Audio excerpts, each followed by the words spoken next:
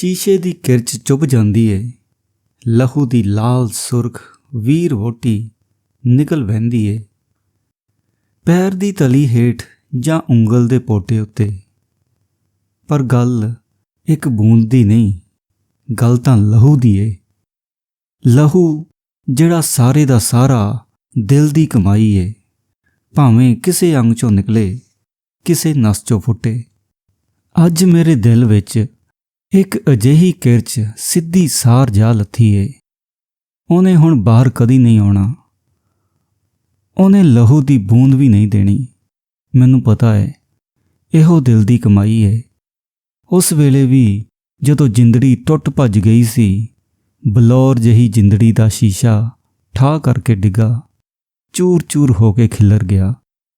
ਕਿਰਚਾਂ ਦੀ ਢੇਰੀ ਪਹਿਲਾਂ ਤਾਂ ਸਾਹਮਣੇ ਪਈ ਦਿਸਦੀ ਰਹੀ, ਫਿਰ ਕਿਤੇ ਲੁਕ ਲੁਕਾ ਗਈ, ਅੰਦਰ ਨੂੰ ਧਸ ਗਈ। ਇਨਸਾਨ ਦੇ ਪਿੰਡੇ ਜ਼ਮੀਨ ਦੇ ਹਿਰਦੇ ਤੇ ਲਹੂ ਦੀਆਂ ਨਿੱਕੀਆਂ ਨਿੱਕੀਆਂ ਲੀਕਾਂ ਹੀ ਪੈ ਗਈਆਂ। ਲੀਕਾਂ ਜੁੜ ਗਈਆਂ, ਹੜ ਬਣ ਗਿਆ। ਧਰਤੀ ਦੀ ਮਿੱਟੀ ਆਦਮੀ ਦੀ ਮਿੱਟੀ ਬੇਪਛਾਣ ਹੋ ਗਈ। ਇਤਬਾਰ ਤਾਂ ਦੋਹਾਂ ਦਾ ਗੁਆਚ ਗਿਆ, ਬੰਦੇ ਦਾ ਵੀ ਤੇ ਮਿੱਟੀ ਦਾ ਵੀ। ਕੋਈ ਫੱਟ ਜਿਹਾ ਫੱਟ ਸੀ, ਮਨੁੱਖ ਦਾ ਅੰਦਰ ਬਾਹਰ ਹਿੱਲ ਗਿਆ। ਧਰਤੀ ਵਿਚਾਰੀ ਥਾਂ ਥਾਂ ਤੇ ਵੱਡੀ ਟੁੱਕੀ ਗਈ ਸੀ। ਹੁਣ ਉਹ ਦੋਵੇਂ ਇੱਕ ਦੂਜੇ ਕੋਲੋਂ ਲੁਕਦੇ ਫਿਰਦੇ। ਦੋਹਾਂ ਨੇ ਰੱਜ ਕੇ ਆਪਣੀ ਆਪਣੀ ਅੱਖ ਦੇ ਅਥਰੂ ਪੀ ਲਏ। ਦੋਵੇਂ ਗੂੰਗੇ ਹੋ ਗਏ। ਧਰਤੀ ਤੇ ਇਨਸਾਨ ਬੜੇ ਦਿਨ ਇੱਕ ਦੂਜੇ ਨਾਲ ਗੱਲ ਨਾ ਕਰ ਸਕੇ। ਇਹ ਕਿੱਸਾ ਉਹਨਾਂ ਦਿਨਾਂ ਦਾ ਏ ਜਦੋਂ ਪੰਜਾਂ ਪਾਣੀਆਂ ਦੀ ਧਰਤੀ ਉੱਤੇ ਇਬਲੀਸਾਂ ਦੀ ਕੰਜਰੀ ਮੌਤ ਦਾ ਘੱਗਰਾ ਪਾ ਕੇ ਜ਼ੋਰਾ ਜ਼ੋਰ ਨੱਚੀ ਸੀ। ਨੱਚਦੀ ਨੱਚਦੀ ਉਹ ਆਪ ਹੀ ਬੇਸੁਰਤ ਹੋ ਕੇ ਡਿੱਗ ਪਈ। ਕਿੰਨੇ ਹੀ ਮੌਸਮ ਡਰ ਵਾਲੇ ਕਾਲੀਆਂ ਰਾਤਾਂ ਵਰਗੇ ਮੂੰਹ ਤੇ ਠਾਠਾ ਬੰਨ੍ਹ ਕੇ ਕੋਲੋਂ ਦੀ ਲੰਘੇ। ਕਿਸੇ ਨੇ ਉਹਦਾ ਨੰਗ ਨਾ ਢੱਕਿਆ। ਫੇਰ ਕਿਤੇ ਸੂਰਜ ਨੇ ਆਪਣੀ ਸ਼ਰਮਿੰਦੀ ਜਿਹੀ ਅੱਖ ਖੋਲ੍ਹ ਕੇ ਥੱਲੇ ਦੁਨੀਆ ਵੱਲ ਤੱਕਿਆ।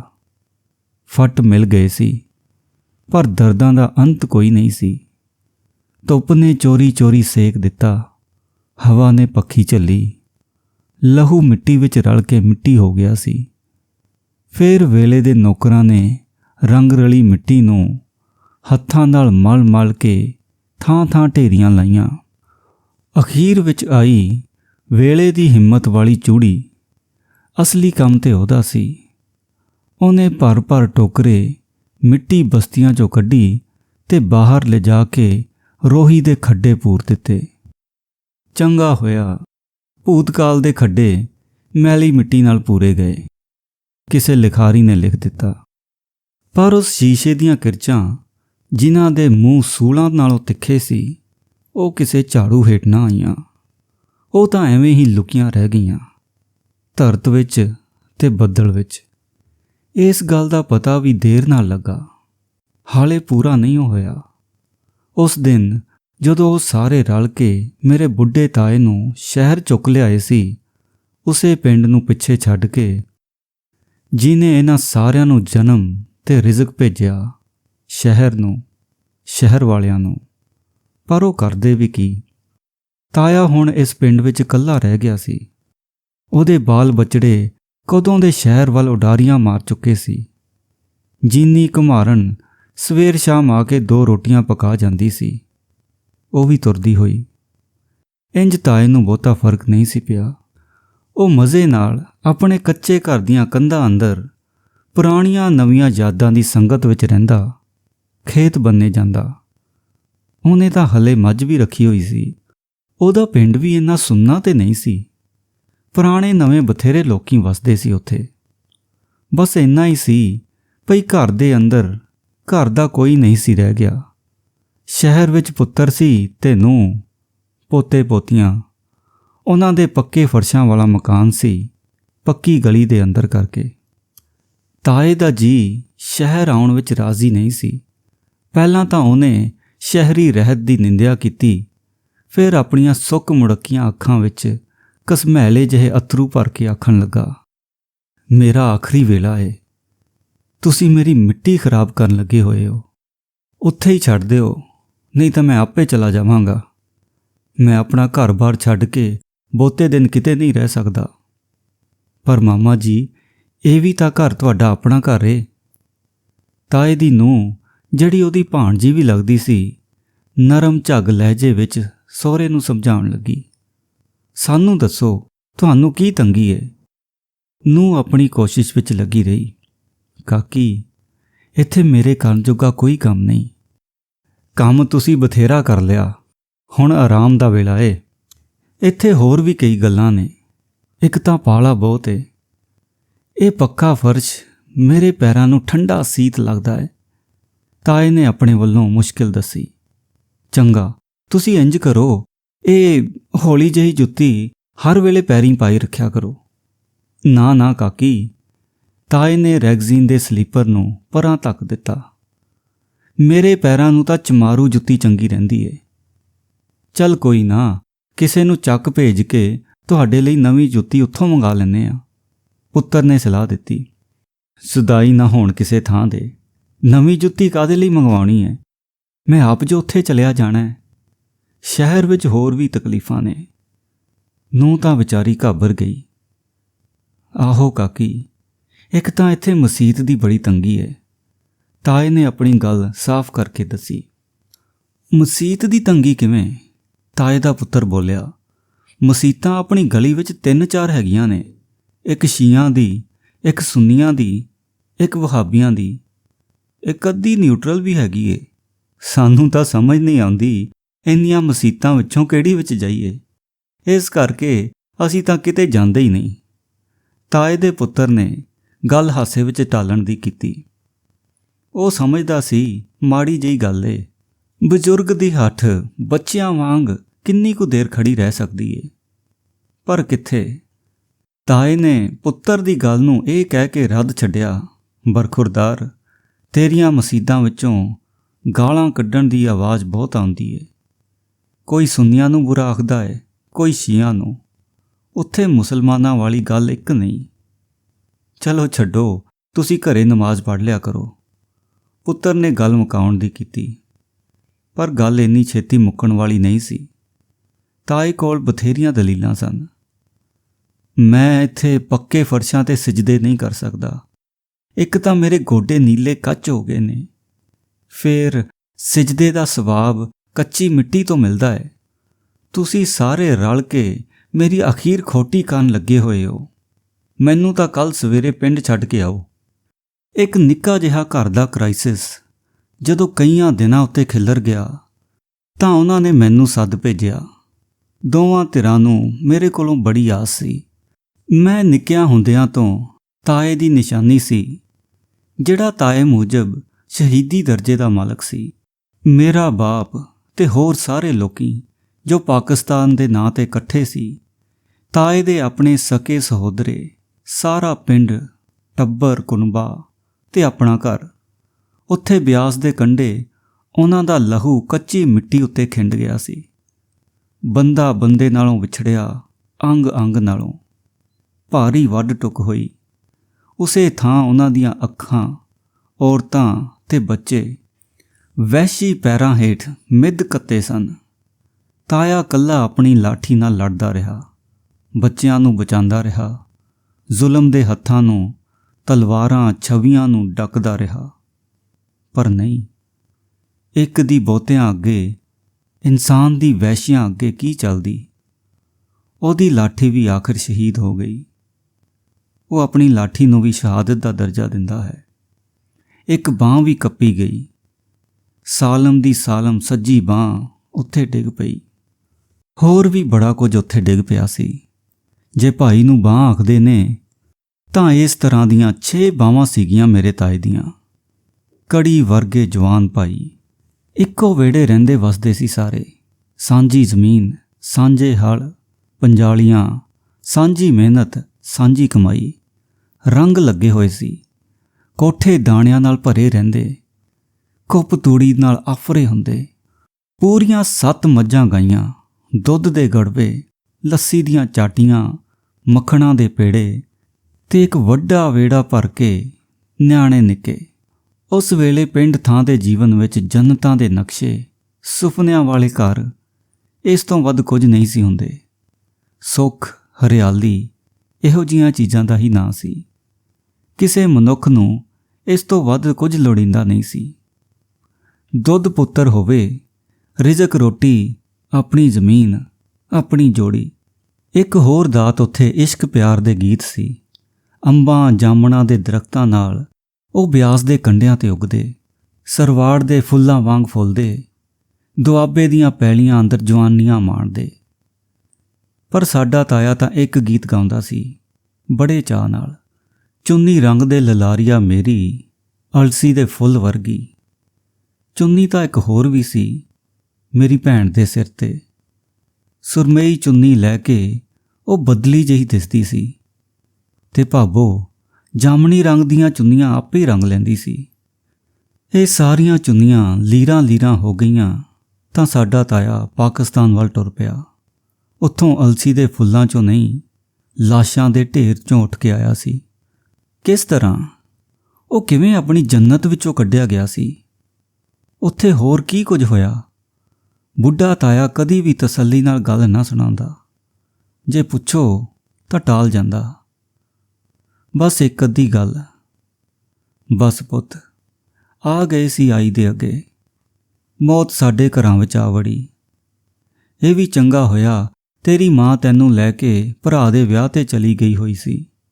ਤੇਰੇ ਨਾਨਕੇ ਬਚ ਗਏ ਸੀ, ਨਹੀਂ ਤਾਂ ਤੂੰ ਵੀ। ਇੱਥੇ ਆ ਕੇ ਤਾਏ ਦਾ ਪਿੰਡਾ ਕੰਬਣ ਲੱਗ ਪੈਂਦਾ। ਉਹ ਚੁੱਪ ਕਰ ਜਾਂਦਾ। ਉਸ ਵੇਲੇ ਕੋਈ ਵੀ ਬੁਲਾਉਂਦਾ ਤਾਂ ਝਿੜਕ ਦਿੰਦਾ। ਇੰਨਾ ਕੁ ਤਾਂ ਮੈਨੂੰ ਵੀ ਪਤਾ ਏ ਭਈ ਤਾਇਆ ਉਹ ਹੋਣੀ ਦੀ ਤਫਸੀਲ ਕਾਹਤੇ ਨਹੀਂ ਦੱਸਦਾ। ਉਹਨੂੰ ਆਪਣੀਆਂ ਭੈਣਾਂ ਭਰਜਾਈਆਂ ਯਾਦ ਆਉਂਦੀਆਂ ਨੇ, ਜਿਹੜੀਆਂ ਇੱਕ ਦੂਜੀ ਦਾ ਹੱਥ ਫੜ ਕੇ ਬਿਆਸ ਦੇ ਹੜ੍ਹਾਂ ਵਿੱਚ ਤੂੜੀ ਦੇ ਤੀਲਿਆਂ ਵਾਂਗ ਰੁੜਦੀਆਂ ਜਾਂਦੀਆਂ ਉਹਨੇ ਆਖਰੀ ਵਾਰ ਵੇਖੀਆਂ ਸੀ। ਉਹਨਾਂ ਸਬਰ ਨਾ ਕੀਤਾ, ਪਰ ਚੰਗਾ ਕੀਤਾ। ਇੰਨੀ ਕੁ ਗੱਲ ਉਹ ਕਰਦਾ, ਪਰ ਹੋਰ ਸਾਰੀਆਂ ਗੱਲਾਂ ਨੂੰ ਆਪਣੇ ਚੇਤੇ ਦੇ ਟਰੰਕ ਵਿੱਚ ਜਿੰਦਰਾ ਲਾ ਕੇ ਛੱਡਦਾ। ਆਪਣੀ ਕਹਾਣੀ ਨੂੰ ਉਸੇ ਥਾਂ ਤੋਂ ਟੋਰਦਾ ਜਦੋਂ ਉਹ ਲਾਹੌਰ ਅੱਪੜ ਗਿਆ। ਪਾਕਿਸਤਾਨ ਦੇ ਇਸ ਸ਼ਹਿਰ ਵਿੱਚ ਤਾਇਆ ਆਪਣੀ ਇੱਕੋ ਬਾਂਹ ਲੈ ਕੇ ਕਿਸੇ ਥਾਂ ਪਨਾਹਗੀਰ ਕੈਂਪ ਵਿੱਚ ਬੈਠਾ ਆਪਣੇ ਆਪ ਨਾਲ ਗੱਲਾਂ ਕਰੀ ਜਾਂਦਾ। ਮੇਰਾ ਇਸ ਜੱਗ ਵਿੱਚ ਹੁਣ ਕੀ ਰੱਖਿਆ ਹੈ? ਫਿਰ ਇੱਕ ਦਿਨ ਕੈਂਪ ਦੇ ਲਾਊਡ ਸਪੀਕਰ 'ਤੇ ਉਹਨਾਂ ਆਪਣੇ ਪਿੰਡ ਦਾ ਨਾਂ ਬੋਲਦਾ ਸੁਣਿਆ। ਉੱਥੇ ਦੇ ਕੁਝ ਬੱਚੇ ਬਚਾ ਕੇ ਲਿਆਂਦੇ ਗਏ ਸੀ। ਰਿਲੀਫ ਕਮੇਟੀ ਵਾਲੇ ਐਲਾਨ ਕਰੀ ਜਾ ਰਹੇ ਸੀ, ਇਹਨਾਂ ਬੱਚਿਆਂ ਦਾ ਜੇ ਕੋਈ ਵਾਲੀ ਵਾਰਸ ਏ, ਇਸ ਆਵਾਜ਼ ਨੂੰ ਸੁਣਦਾ ਹੋਵੇ ਤਾਂ। ਤਾਏ ਦਾ ਸਾਹ ਇੱਥੇ ਹੀ ਰੁਕ ਗਿਆ। ਛਾਲਾਂ ਮਾਰਦਾ, ਖਲਕਤ ਦੇ ਸਿਰਾਂ ਤੋਂ ਟੱਪਦਾ ਉਹ ਐਲਾਨ ਵਾਲੀ ਜਗ੍ਹਾ 'ਤੇ ਜਾ ਖਲੋਤਾ। ਸਾਰੀ ਭੀੜ ਨੂੰ ਚੀਰ ਕੇ ਉਹਨੇ ਆਪਣੇ ਨਿੱਕੇ ਕਾਕੇ ਨੂੰ ਪਛਾਣ ਲਿਆ, ਫਿਰ ਦੂਜੇ ਨੂੰ, ਫਿਰ ਇੱਕ ਭਤੀਜਾ ਅੱਖਾਂ ਦਾ ਚਾਨਣ ਬਣ ਕੇ ਸਾਹਮਣੇ ਆ ਗਿਆ। ਸਾਰੀ ਦੁਨੀਆ ਉਹਦੇ ਕਲਾਵੇ ਵਿੱਚ ਆ ਗਈ ਸੀ। ਇੱਕ ਪਲ ਵਿੱਚ ਹੀ ਉਹ ਕਿੱਡਾ ਵੱਡਾ ਅਮੀਰ ਹੋ ਗਿਆ ਸੀ। ਉਹਦੇ ਸਾਰੇ ਫੱਟ ਮਿਲ ਗਏ, ਸਾਰੀਆਂ ਬਾਹਾਂ ਮੁੜ ਕੇ ਜੁੜ ਗਈਆਂ। ਦੁਨੀਆ ਦੇ ਬਾਜ਼ਾਰ ਦਾ ਲੁੱਟਿਆ ਪੁੱਟਿਆ, ਵੱਢਿਆ ਟੁੱਕਿਆ ਤੇ ਲੂਲਾ ਤੇ ਕੱਲਾ ਪਨਾਹਗੀਰ ਹੁਣ ਬੱਚਿਆਂ ਵਾਲਾ ਸੀ। ਉਹਦੇ ਪੁੱਤਰ ਸਨ, ਜੀਵਨ ਵਿੱਚ ਉਹਦੀ ਥਾਂ ਸੀਗੀ। ਉਹਦੀ ਜ਼ਿੰਮੇਵਾਰੀ ਪਹਿਲਾਂ ਨਾਲੋਂ ਵੀ ਬਹੁਤੀ। 2-3 ਨਿੱਕੀਆਂ ਜਾਨਾਂ ਦੇ ਸਬਬੋਂ ਉਹ ਦੁਨੀਆ ਦੇ ਮੁਸਤਕਬਲ ਨਾਲ ਇੱਕ ਵਾਰੀ ਫਿਰ ਜੁੜ ਗਿਆ ਸੀ। ਉਹ ਬੱਚੇ ਕਿਵੇਂ ਬਚ ਗਏ? ਕੌਣ ਲੈ ਕੇ ਆਇਆ? ਮੌਤ ਦੀ ਝੁੱਲਦੀ ਹਨੇਰੀ ਵਿੱਚ ਉਹ ਜੀਵਨ ਪੁੰਗਰੇ ਕਿਸ ਨੇ ਬਚਾ ਲਏ? ਤਾਏ ਦੇ ਕਹਿਣੇ ਮੁਜਬ ਉਹ ਬੱਚੇ ਕਮਿਊਨਿਸਟਾਂ ਨੇ ਬਚਾ ਲਏ ਸੀ। ਮੌਤ ਦੇ ਮੂੰਹ ਵਿੱਚੋਂ ਕੱਢ ਕੇ ਇਨਸਾਨੀਅਤ ਦੀ ਚਾਦਰ ਵਿੱਚ ਲੁਕੋ ਲਏ ਸਨ। ਉਸ ਵੇਲੇ ਜਦੋਂ ਮਜ਼ਹਬਾਂ ਵਾਲੇ ਰੱਬ ਨੂੰ ਧੋਖਾ ਦੇਣ ਲੱਗੇ, ਲੁਕਾਈ ਦੇ ਘਰਾਂ ਨੂੰ ਅੱਗਾਂ ਲਾ ਕੇ ਉਹਨਾਂ ਨੂੰ ਬਰਛੇ ਮਾਰੀ ਜਾ ਰਹੇ ਸਨ, ਉਹ ਬੇਮਜਬੇ ਮੁਸਲਮਾਨ ਬੱਚਿਆਂ ਨੂੰ ਪਾਕਿਸਤਾਨ ਲੈ ਕੇ ਆਏ ਸੀ। ਇਹ ਲਫ਼ਜ਼, ਬੜਾ ਨਿਵੇਕਲਾ ਜਿਹਾ ਲਫ਼ਜ਼ ਕਮਿਊਨਿਸਟ, ਮੈਂ ਪਹਿਲੀ ਵਾਰੀ ਆਪਣੇ ਅਨਪੜ੍ਹ ਤਾਏ ਦੇ ਮੂੰਹੋਂ ਸੁਣ ਕੇ ਪੁੱਛਿਆ ਸੀ, ਉਹ ਕੌਣ ਹੁੰਦੇ ਨੇ? ਤਾਏ ਨੇ ਦੱਸਿਆ, ਉਹ ਹੁੰਦੇ ਤਾਂ ਬੰਦੇ ਹੀ ਨੇ ਕਾਕੀ, ਪਰ ਉਹ ਹਿੰਦੂ ਸਿੱਖ ਨਹੀਂ ਹੁੰਦੇ, ਉਹ ਮੁਸਲਮਾਨ ਵੀ ਨਹੀਂ ਹੁੰਦੇ। ਫਿਰ ਉਹ ਕੌਣ ਹੋਏ? ਬਸ ਇਸ ਤਰ੍ਹਾਂ ਸਮਝ ਲੈ ਕਾਕੀ, ਉਹ ਬੱਚਿਆਂ ਨੂੰ ਬਚਾਉਣ ਵਾਲੇ ਹੁੰਦੇ ਨੇ। ਉਹਨਾਂ ਦਾ ਇੱਕ ਬੰਦਾ ਆਇਆ ਸੀ ਇੱਥੇ ਤੇਰੇ ਵੀਰੇ ਨੂੰ ਲੈ ਕੇ, ਪਨਾਹਗੀਰਾਂ ਦੇ ਕਾਫਲਿਆਂ ਨਾਲ ਤੁਰਦਾ ਆਇਆ। ਫਿਰ ਇੱਥੇ ਕੈਂਪ ਵਿੱਚ ਬੈਠਾ ਰਿਹਾ। ਚੰਗਾ ਪੜ੍ਹਿਆ ਲਿਖਿਆ ਸੀ, ਸਾਰੇ ਥਾਈਂ ਐਲਾਨ ਕਰਾਉਂਦਾ ਰਿਹਾ। ਮੇਰੇ ਹੱਥ ਵਿੱਚ ਇਹਨਾਂ ਦਾ ਹੱਥ ਦੇ ਕੇ ਜਾਣ ਲੱਗਾ ਤਾਂ ਮੈਂ ਉਹਦੇ ਪੈਰ ਫੜ ਲਏ। ਉਹਦੀ ਮਿਹਰ ਕਿੱਡੀ ਵੱਡੀ ਸੀ, ਤੇ ਉਹਦੀ ਮਿਹਰ ਦੇ ਸ਼ੁਕਰਾਨੇ ਵਜੋਂ ਕੀ ਸੀ ਮੇਰੇ ਕੋਲ? ਪਰ ਉਹ ਤਾਂ ਬੜਾ ਹੀ ਮਹਾਨ ਸੀ। ਆਖਣ ਲੱਗਾ, ਕੋਈ ਗੱਲ ਨਹੀਂ ਬੇਲੀਆ, ਅਸੀਂ ਉਹਨਾਂ ਸਾਰਿਆਂ ਦੇ ਬੇਲੀ ਹੁੰਦੇ ਹਾਂ ਜਿਹੜੇ ਮਾੜੇ ਹੋਣ, ਜ਼ੁਲਮ ਦੇ ਮਾਰੇ ਹੋਏ ਹੋਣ। ਇੱਧਰ ਆ ਕੇ ਵੀ ਉਹ ਥਾਂ-ਥਾਂ ਹਿੰਦੂਆਂ ਸਿੱਖਾਂ ਦੇ ਗੁਆਚੇ ਨਿਆਣੇ ਲੱਭਦਾ ਫਿਰਿਆ। ਫਿਰ ਉਹਨਾਂ ਦੇ ਕਾਫਲਿਆਂ ਨਾਲ ਰਲ ਕੇ ਪਿਛਾਂਹ ਨੂੰ ਮੁੜ ਗਿਆ। ਇੱਧਰ ਉਹ ਮੁਸਲਮਾਨ ਦੇ ਨਾਂ ਨਾਲ ਆਇਆ ਸੀ, ਉੱਧਰ ਨੂੰ ਹਿੰਦੂ ਬਣ ਕੇ ਮੁੜ ਗਿਆ। ਕਾਗਜ਼ ਦਾ ਉਹ ਭੋਰਾ ਜਿਸ ਦੇ ਉੱਤੇ ਉਸ ਫਰਿਸ਼ਤੇ ਨੇ ਆਪਣਾ ਨਾਂ ਪਤਾ ਲਿਖ ਕੇ ਦਿੱਤਾ, ਤਾਏ ਨੇ ਅਖੀਰ ਤੋੜੀ ਸਾਂਭ ਕੇ ਰੱਖਿਆ, ਜਿਵੇਂ ਕਿਤੇ ਉਹਦੀ ਨੂੰਹ ਧੀ ਦਾ ਗਹਿਣਾ ਹੋਵੇ। ਮੈਂ ਆਖਿਆ ਨਾ, ਆਪਣੀ ਪਿਛਲੀ ਗੱਲ ਤਾਇਆ ਨਹੀਂ ਕਰਦਾ, ਪਰ ਆਪਣੀ ਕਹਾਣੀ ਦਾ ਇਹ ਟੋਟਾ ਜਿਹੜਾ ਪਾਕਿਸਤਾਨ ਦੀ ਧਰਤੀ ਉੱਤੇ ਆ ਕੇ ਅੱਗੇ ਤੁਰਿਆ, ਉਹ ਬੜੀ ਦਿਲ ਜਮਾਈ ਨਾਲ ਸੁਣਾਉਂਦਾ ਰਹਿੰਦਾ। ਜਿੰਨੀ ਵਾਰੀ ਗੱਲ ਛੇੜੂ ਉਹ ਪਨਾਹਗੀਰ ਕੈਂਪ ਤੋਂ ਸ਼ੁਰੂ ਕਰਦਾ ਏ, ਫਿਰ ਬੜੀ ਛੇਤੀ ਇਸ ਥਾਂ ਆ ਕੇ ਖਲੋ ਜਾਂਦਾ ਏ ਜਿੱਥੇ ਕੈਂਪ ਵਿੱਚ 3 ਨਿਆਣੇ ਉਹਦੇ ਨਾਲ ਆ ਕੇ ਰਲਦੇ ਨੇ। ਉਹ ਜਿਉਂਦਿਆਂ ਵਿੱਚ ਆ ਜਾਂਦਾ ਏ। ਇੱਕ ਨਿੱਕਾ ਜਿੰਨਾ ਟੱਬਰ ਆਪੇ ਆਪਣਾ ਕਾਫਲਾ ਬਣ ਕੇ ਜੀਵਨ ਦੇ ਰਾਹ 'ਤੇ ਤੁਰਨ ਲੱਗ ਪੈਂਦਾ ਏ। ਹੁਣ ਉਹ ਸਿਰ ਵੱਢਿਆ ਦਰਖਤ ਨਹੀਂ ਸੀ, ਉਹਦੀਆਂ ਕਰੂੰਬਲਾਂ ਟਾਹਣੀਆਂ ਹੈਸਨ, ਖਾਨਦਾਨ ਦੀ ਜੜ ਬਚ ਗਈ ਸੀ। ਬੜੀ ਛੇਤੀ ਉਹਨੇ ਕੈਂਪ ਦੀ ਰੋਟੀ ਛੱਡ ਦਿੱਤੀ ਤੇ ਮਿਹਨਤ ਮਜ਼ਦੂਰੀ ਕਰਨ ਲੱਗ ਪਿਆ। ਜਿਨ੍ਹਾਂ ਦੀ ਜ਼ੱਦ ਪੁਸ਼ਤ ਵਿੱਚ ਕਿਸੇ ਨੇ ਬੈਠ ਕੇ ਨਾ ਖਾਧਾ ਹੋਵੇ, ਉਹ ਰੋਟੀ ਕਿਵੇਂ ਮੰਗੇ? ਪੂਰਾ 1 ਸਾਲ ਮੈਨੂੰ ਜ਼ਮੀਨ ਨਹੀਂ ਮਿਲੀ, ਪਰ ਮੈਂ ਬੱਚਿਆਂ ਨੂੰ ਰੋਟੀ ਕਮਾ ਕੇ ਖਵਾਈ, ਮੰਗ ਕੇ ਨਹੀਂ। ਤਾਇਆ ਬੜੇ ਅਣਖ ਨਾਲੇ ਦੱਸਦਾ, ਬਸ ਇੱਕ ਹਿਰਖ ਰਹਿ ਗਿਆ ਸੀ। ਰਾਤ ਨੂੰ ਸੌਣ ਵਾਸਤੇ ਮੰਜੀਆਂ ਦਾ ਪ੍ਰਬੰਧ ਨਹੀਂ ਸੀ ਹੋ ਸਕਿਆ, ਸੋ ਕਾਕਿਆਂ ਵਿੱਚੋਂ ਇੱਕ ਨੂੰ ਰਾਤੀਂ ਸੁੱਤਿਆਂ ਸੱਪ ਨੇ ਡੰਗ ਲਿਆ। ਇਸ ਵੇਲੇ ਪਨਾਹਗੀਰਾਂ ਦੇ ਜ਼ੋਰ ਨਾਲ ਦਰਿਆ ਵਿੱਚ ਰੋੜ ਵੀ ਆਖਰਾਂ ਦਾ ਸੀ। ਪਾਣੀ ਧਰਤੀ ਦੇ ਅੰਦਰ ਉਤਰ ਗਿਆ, ਸੱਪ ਸਪੋਲੀਏ ਬਾਹਰ ਨਿਕਲ ਆਏ। ਉਹ ਵੀ ਬਲਵਾਈਆਂ ਦੇ ਨਾਲ ਰਲ ਕੇ ਆਦਮੀ ਦੇ ਬੱਚੜੇ ਖਾਵਣ ਲੱਗ ਪਏ। ਤਾਏ ਕੋਲ ਹੁਣ 2 ਹੀ ਜਿਗਰ ਦੇ ਟੋਟੇ ਰਹਿ ਗਏ ਸਨ। ਉਹਨੂੰ ਸ਼ਹਿਰ ਕੋਲੋਂ ਡਰ ਲੱਗਣ ਲੱਗ ਪਿਆ। ਦੋਹਾਂ ਨੂੰ ਉਂਗਲੀ ਲਾ ਕੇ ਉਹਨੇ ਪਿੰਡ ਦੀ ਡੰਡੀ ਫੜ ਲਈ। ਉੱਥੇ ਚੱਕ ਵਿੱਚ ਕੱਚਾ ਕੋਠਾ, 2-4 ਖੇਤ, ਇੱਕ ਜੋੜੀ ਬਲਦਾਂ ਦੀ ਤੇ ਕੁਝ ਭਾਂਡੇ ਮਿਲ ਗਏ। ਬਸ ਜੀਵਨ ਦਾ ਮੂੰਹ ਮੱਥਾ ਬਣ ਗਿਆ। ਹੱਥ ਤਾਂ ਇੱਕੋ ਰਹਿ ਗਿਆ ਸੀ ਉਹਦਾ। ਜਨਾਨੀ ਘਰ ਵਿੱਚ ਕੋਈ ਹੈ ਨਹੀਂ ਸੀ, ਪਰ ਤਾਏ ਨੇ ਹਲ ਜੋੜਿਆ, ਖੇਤ ਬੀਜਿਆ, ਕਣਕ ਵੱਢੀ, ਕਣਕ ਛੱਟੀ। ਇੱਕ ਹੱਥ ਨਾਲ ਉਹ ਆਪਣਾ ਕੁਰਤਾ ਸੇਪੀ ਕੋਲੋਂ ਸਵਾਉਂਦਾ ਸੀ। ਆਪਣੇ ਬੱਚਿਆਂ ਦਾ ਪਿਓ ਸੀ, ਮਾਂ ਸੀ, ਚਾਚਾ, ਤਾਇਆ, ਮਾਮਾ, ਮਾਮੀ, ਸਾਰੀਆਂ ਸਕੀਰੀਆਂ ਉਹ ਆਪੇ ਆਪ ਸੀ। ਇਹ ਸਿਲਸਿਲਾ ਜੋ ਤੁਰਿਆ ਤਾਂ ਅਖੀਰ ਤੋੜੀ ਚੱਲਿਆ। ਤਾਏ ਦੇ ਦੋਵੇਂ ਕਾਕੇ ਲਾਇਕ ਨਿਕਲੇ, BA MA ਪੜ੍ਹ ਗਏ, ਪੜ੍ਹਾਈ ਦਾ ਹੱਥ ਫੜ ਕੇ ਸ਼ਹਿਰ ਵੱਲ ਆ ਗਏ। ਉੱਥੇ ਘਰ ਵਿੱਚ ਹੁਣ ਕੋਈ ਨਹੀਂ ਸੀ, ਬਸ ਤਾਇਆ ਇਕੱਲਾ। ਘਰ ਵੀ ਕੀ ਸੀ, ਨਿਰਾ ਖੰਡਰ ਖੋਲਾ, ਕਿਸੇ ਵੇਲੇ ਮੀਂਹ ਪਾਣੀ ਵਿੱਚ ਢਹਿ ਸਕਦਾ ਸੀ। ਤਾਇਆ ਆਪ ਵੀ ਹੁਣ ਖੰਡਰ ਖੋਲਾ ਹੀ ਸੀ, ਪਰ ਉਹਦੀ ਮਿਹਨਤ ਅਜੇ ਵੀ ਜਵਾਨ ਸੀ। ਕਮਜ਼ੋਰ ਨਿਗਾਹ ਤੇ ਬੁੱਢੇ ਹੱਥ ਨਾਲ ਵੀ ਉਹਨੇ ਖੇਤਾਂ ਦੀ ਹਰਿਆਲੀ ਨੂੰ ਜਵਾਨ ਰੱਖਣ ਦੀ ਟਿੱਲ ਲਾਈ ਹੋਈ ਸੀ। ਪਰ ਹੁਣ ਇਸ ਤਰ੍ਹਾਂ ਦੀ ਗੱਲ ਨਾਲ ਤਾਏ ਦਾ ਪ੍ਰੋਫੈਸਰ ਬੇਟਾ ਤੇ ਨਰਸ ਜਿਹੇ ਦਿਲ ਵਾਲੀ ਨੂੰਹ ਰਾਜ਼ੀ ਨਹੀਂ ਸਨ। ਉਹ ਅੰਦਰੋਂ ਅੰਦਰ ਹੀ ਇੱਕ ਗਿਲਟੀ ਕੌਂਸ਼ੀਅਸ ਦੇ ਤਸੀਹੇ ਵਿੱਚ ਪਏ ਹੋਏ ਸੀ ਕਿ ਉਹ ਆਪਣੇ ਪਿਆਰੇ ਬਜ਼ੁਰਗ ਨੂੰ ਇਸ ਉਮਰੇ ਮਿਹਨਤ ਦੇ ਕਸ਼ਟ ਤੋਂ ਬਚਾ ਕੇ 4 ਦਿਨ ਸੁੱਖ ਨਹੀਂ ਦੇ ਸਕਦੇ। ਫਿਰ ਬਜ਼ੁਰਗ ਵੀ ਕਿਹੜਾ, ਹੁਣ ਉਹਨਾਂ ਨੂੰ ਮੇਰੀ ਲੋੜ ਪਈ। ਤਾਏ ਨੂੰ ਇੱਥੇ ਰਹਿਣ ਵਾਸਤੇ ਰਾਜ਼ੀ ਕਰਨ ਦੀ ਕੋਸ਼ਿਸ਼ ਵਿੱਚ ਮੇਰਾ ਹਿੱਸਾ ਵਾਫਰ ਹੋ ਸਕਦਾ ਸੀ, ਪਰ ਤਾਇਆ ਤਾਂ ਰੁੱਸਿਆ ਬੈਠਾ ਸੀ, ਬੱਚਿਆਂ ਵਾਂਗ ਜ਼ਿੱਦਾਂ ਕਰ ਰਿਹਾ ਸੀ। ਮੈਨੂੰ ਆਪਣੇ ਉੱਤੇ ਬਹੁਤ ਐਤਬਾਰ ਤਾਂ ਨਹੀਂ ਸੀ ਕਿਉਂ ਜੋ ਇਹਨਾਂ ਪੇਂਡੂ ਬੁੱਢਿਆਂ ਦੇ ਸੁਭਾਅ ਨੂੰ ਚੰਗੀ ਤਰ੍ਹਾਂ ਸਮਝਦੀ ਹਾਂ। ਇਹ ਲੋਕੀ ਸ਼ਹਿਰੀ ਬਜ਼ੁਰਗਾਂ ਨਾਲੋਂ ਵੱਖ ਹੁੰਦੇ ਨੇ। ਇਹਨਾਂ ਦਾ ਮਾਮਲਾ ਇੰਜ ਕਦੀ ਨਹੀਂ ਹੁੰਦਾ ਭਈ ਉਹ ਆਪਣੇ ਨੌਹਾਂ ਪੁੱਤਰਾਂ ਕੋਲੋਂ ਲੰਮੀਆਂ ਚੌੜੀਆਂ ਆਸਾਂ ਲਾਵਣ, ਬੱਚਿਆਂ ਕੋਲੋਂ ਆਪਣੇ ਤਨ ਦਾ ਸੁੱਖ ਮੰਗਣ। ਜੇ ਕੁਝ ਅਜਿਹਾ ਨਾ ਲੱਭੇ ਤਾਂ ਪਿੱਟ ਸਿਆਪੇ ਕਰਨ।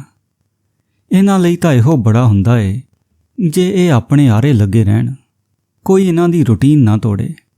ਅੰਤ ਸਮੇਂ ਤਾਈਂ, ਅਖੀਰਲੇ ਸਾਹਾਂ ਤਾਈਂ ਧੀਆਂ ਪੁੱਤਰਾਂ ਦੇ ਕੰਮ ਸਵਾਰੀ ਜਾਣ। ਨੂੰਹ ਆਵੇ, ਜੰਮ ਪਲੰਗ ਪੀੜੇ ਬੈਠੇ, ਪਰ ਸੱਸ ਕੋਲੋਂ ਹਾਂਡੀ ਨਾ ਛੁਡਾਵੇ। ਪੁੱਤਰ ਲੱਖ ਅਫਸਰ ਬਣੇ, ਨਿਤ ਸ਼ਹਿਰ ਜਾਵੇ, ਮੌਜਾਂ ਮਾਣੇ, ਪਰ ਬਾਪ ਦਾ ਖੇਤ ਬੰਨਾ ਉਹਦੇ ਕੋਲੋਂ ਛੁਡਾਉਣ ਦੀ ਗੱਲ ਨਾ ਕਰੇ। ਇਹ ਲੋਕੀ ਕੁਝ ਨਹੀਂ ਮੰਗਦੇ, ਕੁਝ ਨਹੀਂ ਕਹਿੰਦੇ, ਭਾਵੇਂ ਤੁਸੀਂ ਇਹਨਾਂ ਨੂੰ ਕੁਝ ਵੀ ਨਾ ਦੇਵੋ।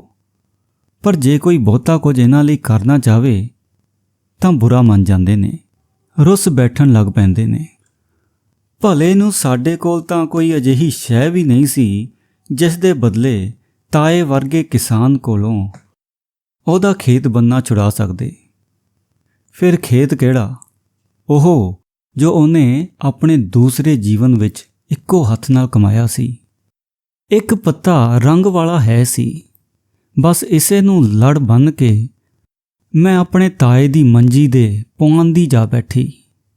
ਤਾਏ ਦੀ ਕਹਾਣੀ ਦੇ ਜੰਗਲ ਬੇਲੇ ਵਿੱਚ ਲੁਕੀ ਹੋਈ ਇੱਕ ਨਿੱਕੀ ਜਿੰਨੀ ਕਿਆਰੀ ਐਸੀ ਵੀ ਹੈ ਜਿੱਥੇ ਦੁੱਖ ਦਾ ਫੁੱਲ ਸਦਾ ਖਿੜਿਆ ਰਹਿੰਦਾ ਹੈ, ਜਿੱਥੇ ਦਿਲ ਦੇ ਜਜ਼ਬੇ ਦੀ ਮਿੱਟੀ ਬੜੀ ਮੁਲਾਇਮ ਤੇ ਹਸਾਸ ਜਿਹੀ ਏ। ਇੱਥੇ ਆ ਕੇ ਤਾਏ ਦੇ ਮਨ ਦੀ ਮਿਹਰ ਦਾ ਦਰਿਆ ਸਮੁੰਦਰੋਂ ਡੂੰਘਾ ਹੋ ਜਾਂਦਾ ਹੈ। ਜੀਵਨ ਦੇ ਸਾਰੇ ਮੈਲ ਕੁਚੈਲ, ਸਾਰੇ ਕ੍ਰੋਧ ਨੂੰ ਰੋੜ ਕੇ ਆਪਣੇ ਅੰਦਰ ਸੁੱਟ ਲੈਂਦਾ ਹੈ। ਮੈਂ ਅੱਗੇ ਵੀ ਕਈ ਵਾਰੀ ਇਹਨਾਂ ਪਾਣੀਆਂ ਦੇ ਕੰਢੇ ਬਹਿ ਕੇ ਜੀਵਨ ਦੇ ਕਈ ਧੋਣੇ ਧੋਤੇ ਨੇ। ਇੱਥੇ ਮੈਂ ਆਪਣੇ ਪਾਠਕਾਂ ਨੂੰ ਇੰਨਾ ਕੁ ਦੱਸ ਦੇਵਾਂ ਭਈ ਮੇਰਾ ਤਾਇਆ ਜੇ ਕਿਸਾਨ ਨਾ ਹੁੰਦਾ ਤਾਂ ਕਹਾਣੀਕਾਰ ਹੁੰਦਾ, ਓਨਾ ਹੀ ਵਧੀਆ ਤੇ ਸੁਚਲ। ਉਹ ਕਹਾਣੀ ਦੀ ਇੰਨੀ ਕਦਰ ਕਰਦਾ ਸੀ ਜਿੰਨੀ ਕੁ ਆਪਣੀਆਂ ਨਿਸਰੀਆਂ ਕਣਕਾਂ ਦੀ। ਇੱਥੇ ਵੀ ਕਹਾਣੀ ਦਾ ਇੱਕ ਹਿੱਸਾ ਆਉਂਦਾ ਜਿੱਥੇ ਆ ਕੇ ਉਹ ਆਪਣੀ ਪੱਕੀ ਹੱਠ ਤੋਂ ਵੀ ਇੱਕ ਪਾਸੇ ਹੋ ਜਾਂਦਾ ਤੇ ਕਹਿੰਦਾ, ਚੰਗਾ ਕੁੜੀਏ, ਜਿਵੇਂ ਤੇਰੀ ਮਰਜ਼ੀ। ਪਰ ਇਹ ਕਹਾਣੀ ਦਾ ਉਹ ਹਿੱਸਾ ਨਹੀਂ ਜਿੱਥੇ ਸਾਨੂੰ ਇੱਕ ਲੁੱਟਿਆ ਪੁੱਟਿਆ ਕੱਲਮ ਕੱਲਾ ਪਨਾਹਗੀਰ ਮਿਲਦਾ ਹੈ। ਆਪਣੇ ਕਿਰਚੀ ਦਿਲ ਨਾਲ, ਆਪਣੀ ਵੱਡੀ ਹੋਈ ਬਾਂਹ ਨਾਲ ਗੱਲਾਂ ਕਰਦਾ ਹੋਇਆ ਮੁੜ ਕਹਿੰਦਾ, ਹੁਣ ਕੀ ਏ, ਕਾਹਦੇ ਲਈ, ਮੈਂ ਇੱਥੇ ਕੀ ਲੋੜਨ ਆਇਆ ਵਾਂ, ਮੇਰਾ ਤਾਂ ਸਾਰੇ ਜੱਗ ਵਿੱਚ ਕੋਈ ਨਹੀਂ। ਫਿਰ ਜਦੋਂ ਜੀਵਨ ਦੀ ਦਲੀਲ ਮੁੱਕ ਜਾਣ ਪਿੱਛੋਂ, ਨਹੀਂ, ਇੱਕ ਪਲ ਪਹਿਲਾਂ ਉਹ ਆਵਾਜ਼ ਉਸਦੇ ਕੰਨੀ ਪੈਂਦੀ ਹੈ ਜਿਹੜੀ ਜ਼ਿੰਦਗੀ ਮੋੜ ਲਿਆਉਣ ਵਾਲਿਆਂ ਨੇ ਦਿੱਤੀ ਸੀ। ਉਹ ਜ਼ਾਤ ਜਿਹੜੀ ਤਾਏ ਲਈ 3 ਬੱਚੇ 7 ਬਾਹਾਂ ਦੀ ਸ਼ਕਤੀ ਲੈ ਕੇ ਆਈ ਸੀ। ਕਹਾਣੀ ਦੀ ਨਰਮ ਮਿੱਟੀ ਅੱਜ ਇੱਥੇ ਵੀ ਨਹੀਂ, ਉਹ ਇੱਕ ਹੋਰ ਥਾਂ ਹੈ, ਹੋਰੇ ਹੀ ਮਿੱਟੀ। ਆਹੋ, ਉਹ ਨਰਮ ਮਿੱਟੀ ਜਿੱਥੇ ਦਰਦਾਂ ਦੇ ਫੁੱਲ ਉਹਦੀ ਅਖੀਰ ਤੋੜੀ ਖੁਸ਼ਬੂ ਦਿੰਦੇ ਰਹੇ। ਇੱਕ ਹੋਰ ਥਾਂ ਵੇ, ਇੱਕ ਹੋਰ ਧਰਤੀ, ਇੱਕ ਹੋਰ ਦਰਿਆ ਦਾ ਕੰਢਾ। ਸ਼ੇਖੂਪੁਰੇ ਜ਼ਿਲ੍ਹੇ ਦੇ ਇੱਕ ਚੱਕ ਵਿੱਚ ਜਾ ਕੇ ਤਾਏ ਨੇ ਆਪਣੇ ਨਵੇਂ ਖੇਤ ਵਿੱਚੋਂ ਉਹ ਮਿੱਟੀ ਲੱਭੀ ਸੀ। ਉਹ ਦਿਨ ਜਦੋਂ ਤਾਇਆ ਆਪਣੇ ਖੇਤ ਵੇਖਣ ਪਿੰਡ ਦੇ ਪਟਵਾਰੀ ਨਾਲ ਗਿਆ ਸੀ। ਗੁਜ਼ਾਰਾ ਯੂਨਿਟ ਦੇ ਹਿਸਾਬ 'ਚ ਅਲਾਟਮੈਂਟ ਨਾਲ ਉਹਨੂੰ ਕੁਝ ਖੇਤ ਮਿਲੇ ਸੀ। ਬਸ ਇੱਥੇ ਇੱਕ ਖੇਤ ਦੇ ਬੰਨੇ ਬੈਠਾ ਦੂਸਰੀ ਕਹਾਣੀ ਵਾਲਾ ਮਿਲ ਗਿਆ ਸੀ। ਨਾਂ ਉਹਦਾ ਦਿਲਗੀਰ ਸੀ। ਦਿਲਗੀਰ ਸਿਆਂ, ਪਟਵਾਰੀ ਨੇ ਸੱਦਿਆ। ਉਹ ਚੁੱਪ ਚਪੀਤਾ ਸਿਰ ਸੁੱਟ ਕੇ ਬੈਠਾ ਹੋਇਆ ਸੀ। ਹੱਥ ਵਿੱਚ ਇੱਕ ਠੀਕਰੀ ਜਿਹੀ ਫੜ ਕੇ ਮਿੱਟੀ ਉੱਤੇ ਕੁਝ ਲਿਖਦਾ, ਫਿਰ ਆਪੇ ਮਿਟਾ ਦਿੰਦਾ। ਪਟਵਾਰੀ ਉੱਥੇ ਦਾ ਪੁਰਾਣਾ ਬਸ਼ਿੰਦਾ ਸੀ। ਉਹਨੇ ਸਾਰੀ ਗੱਲ ਦੱਸੀ। ਇਹ ਸਿਖੜਾ ਅਜੇ ਤਾਈਂ ਇੱਥੇ ਹੀ ਰਹਿੰਦਾ ਏ, ਮੁਰੱਬੇ ਨਾਲ ਚਿੰਬੜਿਆ ਬੈਠਾ ਏ। ਪਟਵਾਰੀ ਉੱਚੀ ਸਾਰੀ ਹੱਸਿਆ। ਉਹਦਾ ਹਾਸਾ ਤਾਏ ਨੂੰ ਵੀ ਚੰਗਾ ਨਾ ਲੱਗਾ। ਉਹ ਕਹਿਣ ਲੱਗਾ ਸੀ, ਚਿੜੀਆਂ ਦਾ ਮਰਨ, ਕਾਵਾਂ ਦਾ ਹਾਸਾ, ਪਰ ਚੁੱਪ ਕਰ ਰਿਹਾ। ਪਟਵਾਰੀ ਆਪਣੀ ਬਕਵਾਸ ਕਰੀ ਗਿਆ। ਰੱਸੀ ਜਲ ਗਈ ਪਰ ਵੱਟ ਨਹੀਂ ਹੋ ਗਿਆ। ਉਹ ਕਹਿਣ ਲੱਗਾ, ਇਹ ਥੋੜ੍ਹਾ ਜਿੰਨਾ ਗਵਈਆ ਵੀ ਹੁੰਦਾ ਹੈ। ਆਪਣੇ ਭਾਣੇ ਉਹ ਤਾਏ ਨਾਲ ਗੱਲਾਂ ਕਰਦਾ ਪਿਆ ਸੀ। ਭੰਗੜੇ ਦਾ ਤਾਂ ਉਸਤਾਦ ਹੈ ਪੂਰਾ। ਫਿਰ ਉਹ ਦਲਗੀਰ ਦੇ ਨੇੜੇ ਜਾ ਖਲੋਤਾ। ਕਿਉਂ ਵੇ ਸਰਦਾਰਾ, ਕਿੱਥੇ ਗਈ ਤੇਰੀ ਹੀਰ ਸਲੇਟੀ? ਕਿੱਧਰ ਨੂੰ ਗਿਆ ਤੇਰਾ ਨੀਲੀ ਦਾ ਸਵਾਰ? ਮਿਰਜ਼ੇ ਜੱਟ ਦੀਆਂ ਵਾਰਾਂ ਬੜੀਆਂ ਗਾਉਂਦਾ ਸੀ ਤੂੰ ਪਿਛਲੀਆਂ ਵਿਸਾਖੀਆਂ ਵਿੱਚ। ਦਿਲਗੀਰ ਨੇ ਪਟਵਾਰੀ ਦੀ ਗੱਲ ਨੂੰ ਧਿਆਨ ਨਹੀਂ ਦਿੱਤਾ। ਉਸੇ ਤਰ੍ਹਾਂ ਬੈਠਾ ਮਿੱਟੀ ਉੱਤੇ ਲਿਖੀ ਗਿਆ, ਗੱਡੀ ਆਈ ਹੈ ਖੁਦਾਈ ਵਾਲੀ, ਉੱਠ ਵਿਦਿਆ ਕਰ ਬਾਲੋ, ਸਾਡੀ ਰਾਤ ਜੁਦਾਈ ਵਾਲੀ। ਪਟਵਾਰੀ ਉੱਥੋਂ ਚਲਾ ਗਿਆ ਤਾਂ ਉਹ ਤਾਏ ਦੇ ਨੇੜੇ ਆਣ ਖਲੋਤਾ। ਤੈਨੂੰ ਇੱਥੇ 6 ਕਿੱਲੇ ਦਿੱਤੇ ਨੇ। ਉਂਝ ਤਾਂ ਇਹ ਸਾਰਾ ਮੁਰੱਬਾ ਮੇਰਾ ਹੀ ਏ, ਇਹ ਨਾਲ ਵਾਲਾ ਵੀ ਆਪਣਾ ਹੀ ਏ। ਇਹ ਦੋਵੇਂ ਮੁਰੱਬੇ ਚੱਕ ਵਿੱਚ 1 ਨੰਬਰ ਨੇ। ਮੈਂ ਆਪ ਕਮਾਏ ਹੋਏ ਨੇ। ਮੈਂ ਨਿੱਕਾ ਜਿੰਨਾ ਸਾਂ ਜਦੋਂ ਆਪਣੇ ਬਾਪੂ ਨਾਲ ਕੰਮ ਤੇ ਆਉਣ ਲੱਗਾ। ਮੇਰਾ ਬਾਪੂ ਆਪ ਨਿੱਕਾ ਜਿੰਨਾ ਸੀ ਜਦੋਂ ਉਹ ਇੱਥੇ ਆਇਆ ਸੀ ਇਹਨਾਂ ਬਾਰਾਂ ਨੂੰ ਆਬਾਦ ਕਰਨ ਲਈ। ਇਹ ਸਾਰੀ ਮਿੱਟੀ ਮੈਂ ਆਪ ਕਮਾਈ ਹੋਈ ਏ। ਇਹ ਵੇਖ ਹਲਦੀ ਹੱਥੀ ਨਾਲ ਕੀ ਕੁਝ ਬਣਿਆ ਹੈ। ਉਹਦੇ ਪੋਰ ਅੱਟਣ ਆਏ ਹੋਏ ਸਨ। ਫਿਰ ਆਪਣੀਆਂ ਦੋਵੇਂ ਬਾਹਾਂ ਅੱਡ ਕਰਕੇ ਜਿਵੇਂ ਧਰਤੀ ਨੂੰ ਜੱਫੀ ਪਾਉਣ ਲੱਗਾ ਹੋਵੇ, ਮੁੱਠੀਆਂ ਭਰ ਕੇ ਉਹਨੇ ਭੁਰਭੁਰੀ ਮਿੱਟੀ ਆਪਣੇ ਪਿੰਡੇ ਤੇ ਬਰੂਰ ਲਈ। ਹੱਥ ਆਪਣੇ ਕੇਸਾਂ ਤੇ ਫੇਰ ਕੇ ਸਾਫ਼ ਕਰ ਲਏ। ਇਹ ਫਸਲ, ਉਹਨੇ ਗੰਨੇ ਦੀ ਕਪਾਹ ਦੀਆਂ ਭਰਵੀਆਂ ਫਸਲਾਂ ਵੱਲ ਇਸ਼ਾਰਾ ਕੀਤਾ, ਇਹ ਸਾਰੀਆਂ ਮੇਰੇ ਹੱਥ ਦੀਆਂ ਬੀਜੀਆਂ ਨੇ। ਮੁੰਜੀ ਦੀਆਂ ਪੈਲੀਆਂ ਬਾਸਮਤੀ ਦੀ ਖੁਸ਼ਬੂ ਦੇ ਗੁੱਛਿਆਂ ਨਾਲ ਲੱਦੀਆਂ ਖੜੀਆਂ ਸੀ। ਦੋਵੇਂ ਕਿਸਾਨ ਗੱਲਾਂ ਕਰਦੇ ਰਹੇ ਜਿਵੇਂ ਸਭ ਕੁਝ ਆਮ ਵਰਗਾ ਹੋਵੇ। ਸਦਾ ਤੋਂ ਉਹਨਾਂ ਦਾ ਖੇਤ ਬੰਨਾ ਨਾਲ ਰਿਹਾ ਹੋਵੇ। ਅਜੇ ਇਹ ਪਨੀਰੀਆਂ ਗਿੱਠ ਉੱਚੀਆਂ ਨਹੀਂ ਸੀ ਹੋਈਆਂ। ਬਰਸਾਤ ਦੀ ਵਾਛੜ ਧਾਨਾਂ ਦਾ ਰੰਗ ਨਿਖਾਰਨ ਲੱਗੀ ਸੀ ਜਦੋਂ ਪੰਜਾਬ ਵਿੱਚ ਕਹਿਰ ਦੀ ਹਨੇਰੀ ਝੁੱਲ ਪਈ। ਬਰਸਾਤ ਦੀ ਥਾਂ ਲਹੂ ਬਰਸਣ ਲੱਗ ਪਿਆ। ਉਸ ਹੜ੍ਹ ਵਿੱਚ ਸਭ ਤੋਂ ਬਹੁਤਾ ਲਹੂ ਕਿਸਾਨਾਂ ਦਾ ਸੀ, ਉਸੇ ਤਰ੍ਹਾਂ ਜਿਵੇਂ ਉਸ ਜ਼ਹਿਰ ਭਰੀ ਸਿਆਸਤ ਵਿੱਚ ਸਭ ਤੋਂ ਘੱਟ ਹਿੱਸਾ ਕਿਸਾਨਾਂ ਦਾ ਸੀ। ਪਰ ਹਲਵਾਹਾ ਸਭ ਤੋਂ ਬਹੁਤਾ ਉੱਜੜ ਗਿਆ। ਉਹ ਦੋਵੇਂ ਇੱਕ ਦੂਜੇ ਨੂੰ ਦੱਸਦੇ ਰਹੇ। ਪਲ ਦੀ ਪਲ ਚੁੱਪ ਕਰ ਗਏ। ਹਵਾ ਉਹਨਾਂ ਦੇ ਸਿਰਾਂ ਤੋਂ ਦੁੱਖ ਦਾ ਗੀਤ ਗਾਉਂਦੀ ਕੀਰਨੇ ਪਾਉਂਦੀ ਲੰਘ ਗਈ। ਕਿੱਕਰਾਂ ਦੇ ਪੀਲੇ ਫੁੱਲ ਕਿਸੇ ਦੀ ਅੱਖ ਦੇ ਅਥਰੂਆਂ ਵਾਂਗ ਕਿਰ ਗਏ। ਦਿਲਗੀਰ ਉਸ ਦੇ ਫਿਲਮੀ ਗੀਤ ਦਾ ਟੁਕੜਾ ਹੌਲੀ ਗਾਉਣ ਲੱਗ ਪਿਆ। ਆਂਧੀਆਂ ਗਮ ਕੀ ਐਸੀ ਚਲੀ, ਬਾਗ ਉਜੜ ਕੇ ਰਹਿ ਗਿਆ। ਫਿਰ ਤਾਏ ਨੇ ਸਿਰ ਉਤਾਂ ਚੱਕ ਕੇ ਅਸਮਾਨ ਵੱਲ ਤੱਕਿਆ। ਕੀ ਇੱਥੇ ਵੀ ਉਸੇ ਤਰ੍ਹਾਂ ਭਾਰੀ ਵੱਢ ਟੁੱਕ ਹੋਈ ਜਿਸ ਤਰ੍ਹਾਂ ਉੱਧਰ ਸਾਡੇ ਵੱਲ? ਉਹਨੇ ਆਪਣੀ ਬਾਂਹ ਦੇ ਟੁੰਡ ਵੱਲ ਤੱਕਦੇ ਹੋਏ ਪੁੱਛਿਆ। ਹਾਂ ਬੇਲੀਆ, ਇੱਥੇ ਵੀ। ਮੇਰੇ 2 ਕਾਕੇ ਸਨ, 1 ਭੈਣ। ਉਹਦੀ ਡੋਲੀ ਜਾਣ ਵਾਲੀ ਸੀ। 2 ਨਿੱਕੇ ਭਰਾ ਮੇਰੀਆਂ ਬਾਹਾਂ। ਕਹਿੰਦੇ ਉਹਦੀਆਂ ਅੱਖਾਂ ਉਬਲ ਆਈਆਂ ਤੇ ਗਲਾ ਰੁੰਨਿਆ ਗਿਆ।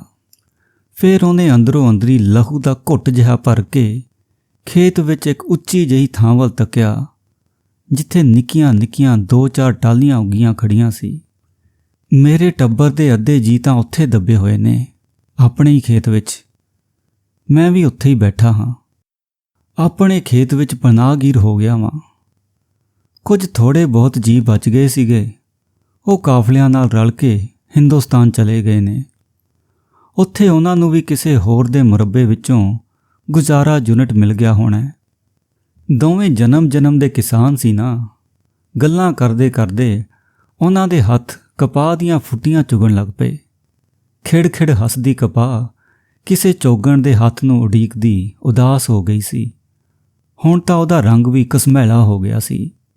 ਦਿਲਗੀਰ ਨੇ ਤਾਏ ਨੂੰ ਦੱਸਿਆ, ਮੇਰੀ ਕਪਾਹ ਵਰਗਾ ਫੁੱਲ ਕਿਸੇ ਦੇ ਖੇਤ ਵਿੱਚ ਕਦੀ ਨਹੀਂ ਖਿੜਿਆ। ਮੇਰੇ ਗੰਨਿਆਂ ਜਿੰਨੇ ਉੱਚੇ ਗੰਨੇ ਕਿਸੇ ਦੇ ਕਮਾਦ ਵਿੱਚ ਨਹੀਂ ਉੱਗਦੇ ਤੇ ਮੇਰੇ ਚੌਲਾਂ ਦੀ ਖੁਸ਼ਬੂ ਦਰਿਆਓਂ ਪਾਰ ਜਾਂਦੀ ਏ ਜਦੋਂ ਵੀ ਕਿਸੇ ਘਰ ਵਿੱਚ ਨਵਾਂ ਪ੍ਰਾਹੁਣਾ ਆਉਂਦਾ। ਦਿਲਗੀਰ ਦੇ ਮਨ ਦਾ ਪੰਛੀ ਵਕਤ ਦੇ ਪਿੰਜਰੇ 'ਚੋਂ ਨਿਕਲ ਪਿਆ। ਉਹਨੇ ਪਿੱਛੇ ਨੂੰ ਉਡਾਰੀ ਮਾਰ ਲਈ। ਲੰਘੇ ਹੋਏ ਵੇਲਿਆਂ ਦੇ ਅਸਮਾਨ, ਜਿੱਥੇ ਮਜ਼ਹਬਾਂ ਤੇ ਸਿਆਸਤਾਂ ਦੇ ਮੌਤ ਪਰਛਾਵੇਂ ਨਹੀਂ ਸਨ, ਉਹਦੀਆਂ ਯਾਦਾਂ ਵਾਲਾ ਪੰਛੀ ਤੁਰਨ ਲੱਗ ਪਿਆ। ਉਹ ਬੜੇ ਚਾਅ ਨਾਲ ਸੁਣਾਉਂਦਾ ਰਿਹਾ। ਜਦ ਵੀ ਕਿਸੇ ਘਰ ਦੀ ਧੀ ਭੈਣ ਦੇ ਸਹੁਰੇ ਪਿੰਡ ਦਾ ਪ੍ਰਾਹੁਣਾ ਆਉਂਦਾ, ਉਸ ਘਰ ਮੇਰੇ ਖੇਤ ਦੇ ਚੌਲ ਪੱਕਦੇ, ਮੇਰਾ ਗੁੜ ਜਾਂਦਾ। ਫਿਰ ਉਹ ਚੁੱਪ ਕਰ ਗਿਆ।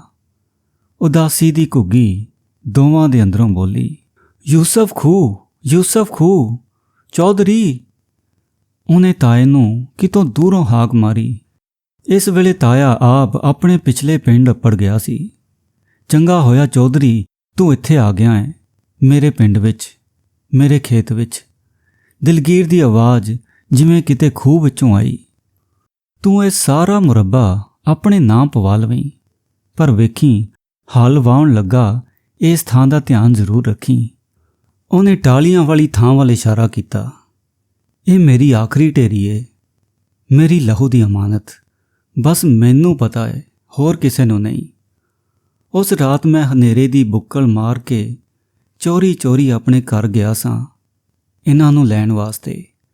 ਮੇਰੇ ਵੱਡੇ ਟੁੱਕੇ ਅੰਗ ਸਾਖ ਆਪਣੇ ਵਿਹੜੇ ਵਿੱਚ ਖਿਲਰੇ ਪਏ ਸੀ। ਮੈਂ ਚੁੱਕ ਚੁਕਾ ਕੇ ਇੱਥੇ ਲਿਆਂਦੇ। ਕੱਲਾ ਰਹਿ ਗਿਆ ਸਾਂ। ਦੱਸ ਮੈਂ ਹੋਰ ਕੀ ਕਰਦਾ? ਤਾਏ ਨੇ ਉਹਦਾ ਹੱਥ ਫੜ ਲਿਆ।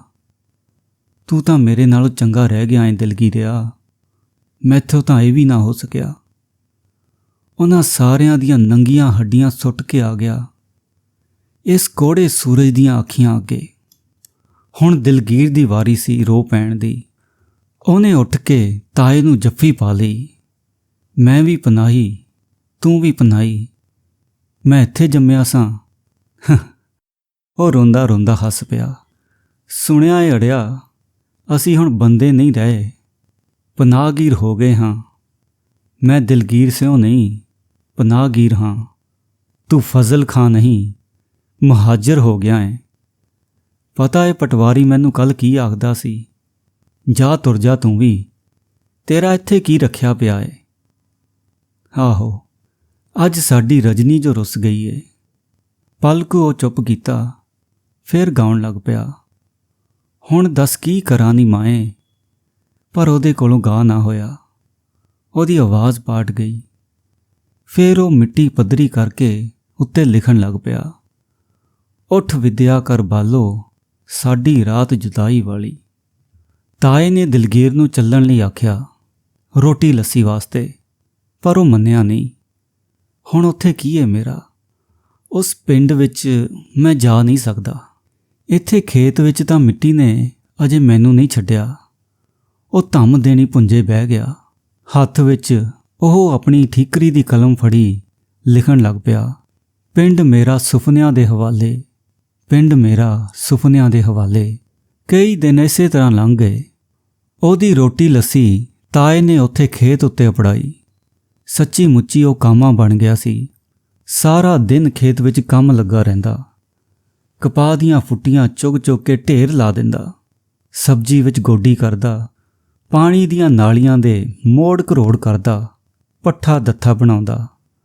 ਮੱਝ ਵਾਸਤੇ ਚਾਰਾਂ ਤਾਂ ਰੋਜ਼ ਹੀ ਵੱਢ ਕੇ ਰੱਖਦਾ ਸੀ।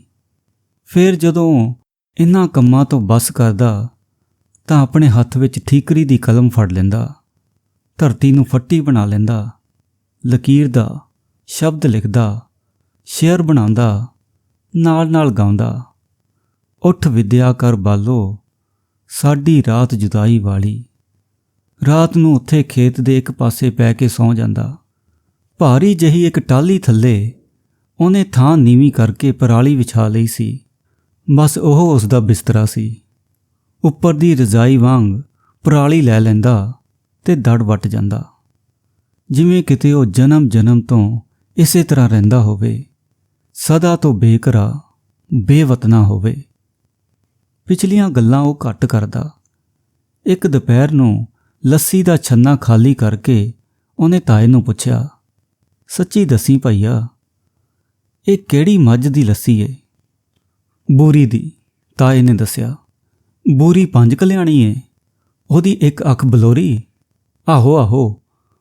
ਉਹਦੇ ਮੱਥੇ ਚੌੜਾ ਫੁੱਲ ਤੇ ਸੱਜੇ ਪਾਸੇ ਦਾ ਸਿੰਗ ਛੱਲੇ ਵਰਗਾ ਏ? ਆਹੋ।